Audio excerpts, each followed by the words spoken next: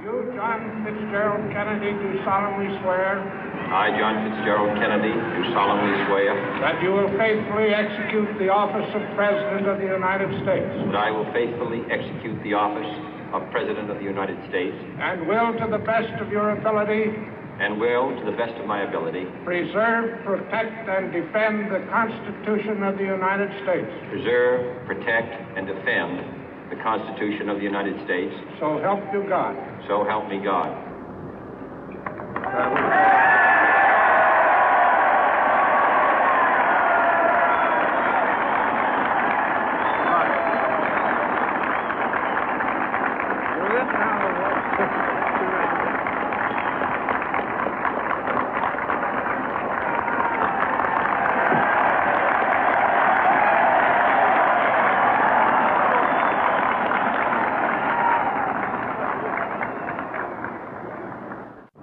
Vice President Johnson, Mr. Speaker, Mr. Chief Justice, President Eisenhower, Vice President Nixon, President Truman, Reverend clergy, fellow citizens.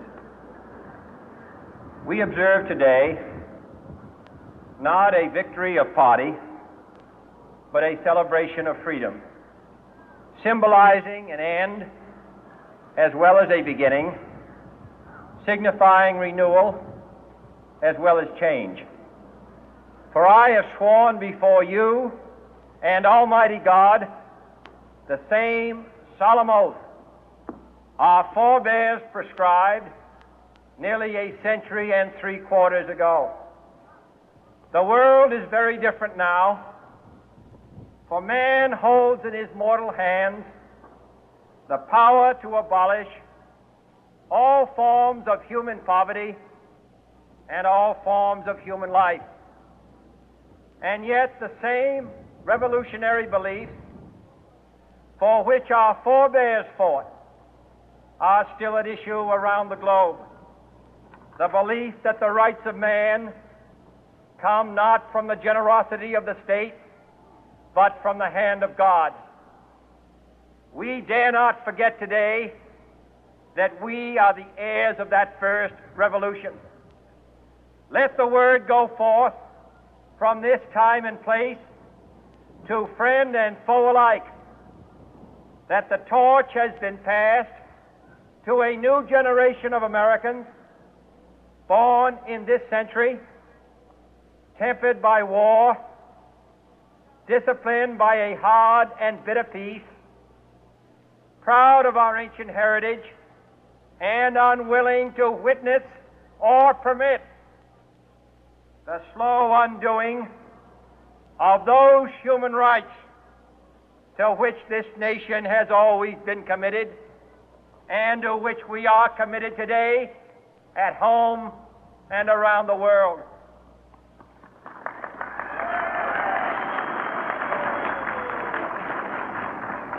Let every nation know, whether it wishes us well or ill, that we shall pay any price, bear any burden, meet any hardship, support any friend, oppose any foe to assure the survival and the success of liberty.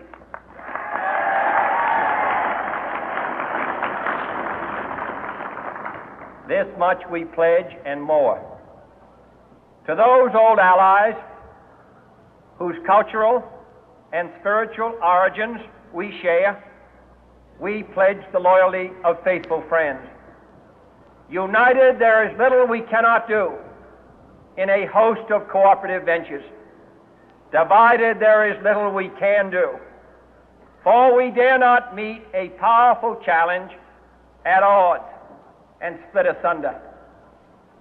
To those new states whom we welcome to the ranks of the free, we pledge our word that one form of colonial control shall not have passed away, merely to be replaced by a far more iron tyranny. We shall not always expect to find them supporting our view, but we shall always hope to find them strongly supporting their own freedom, and to remember that in the past, those who foolishly sought power by riding the back of the tiger ended up inside.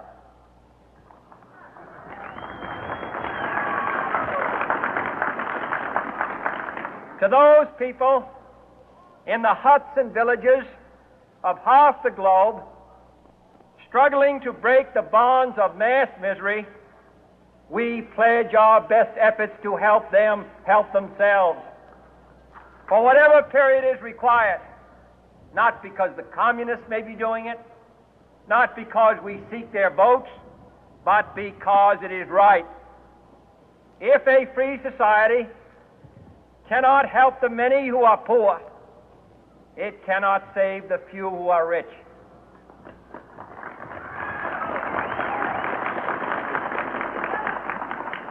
To our sister republics south of our border, we offer a special pledge to convert our good words into good deeds, in a new alliance for progress, to assist free men and free governments in casting off the chains of poverty. But this peaceful revolution of hope cannot become the prey of hostile powers. Let all our neighbors know that we shall join with them to oppose aggression or subversion anywhere in the Americas. And let every other power know that this hemisphere intends to remain the master of its own house.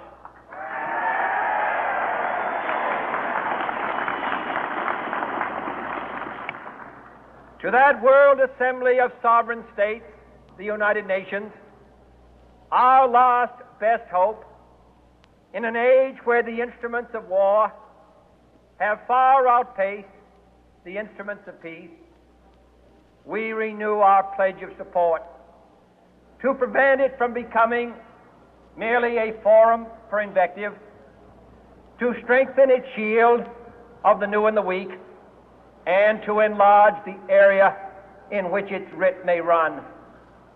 Finally, to those nations who would make themselves our adversary, we offer not a pledge, but a request that both sides begin anew the quest for peace. Before the dark powers of destruction, unleashed by science, engulf all humanity in planned or accidental self-destruction, we dare not tempt them with weakness, for only when our arms are sufficient beyond doubt can we be certain beyond doubt that they will never be employed.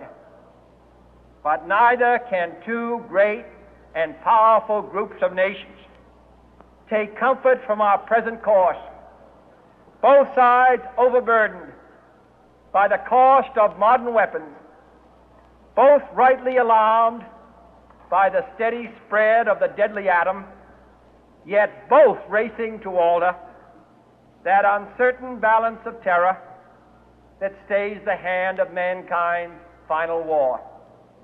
So let us begin anew, remembering on both sides that civility is not a sign of weakness, and sincerity is always subject to proof.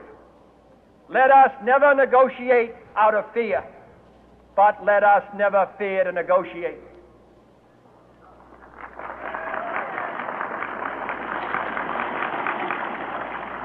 Let both sides explore what problems unite us, instead of belaboring those problems which divide us.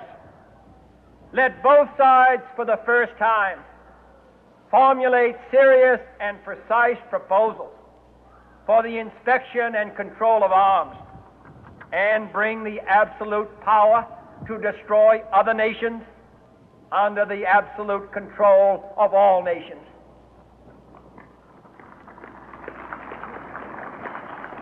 Let both sides seek to invoke the wonders of science instead of its terrors. Together, let us explore the stars, conquer the deserts, eradicate disease, tap the ocean depth, and encourage the arts and commerce.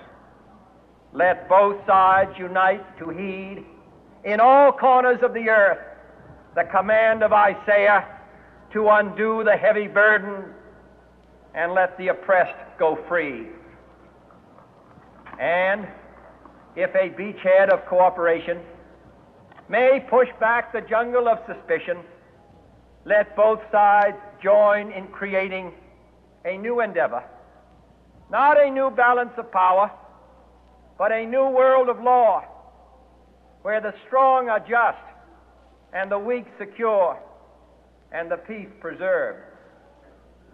All this will not be finished in the first 100 days, nor will it be finished in the first 1,000 days, nor in the life of this administration, nor even perhaps in our lifetime on this planet. But let us begin.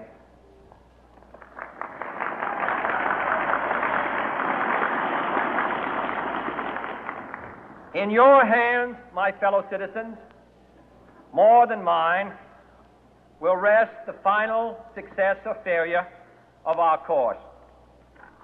Since this country was founded, each generation of Americans has been summoned to give testimony to its national loyalty. The graves of young Americans who answered the call to service surround the globe. Now the trumpet summons us again, not as a call to bear arms, though arms we need, not as a call to battle, though in battle we are, but a call to bear the burden of a long twilight struggle, year in and year out, rejoicing in hope, patient in tribulation, a struggle against the common enemies of man, tyranny, poverty, disease, and war itself. Can we forge against these enemies a grand and global alliance, north and south, east and west, that can assure a more fruitful life for all mankind? Will you join in that historic effort?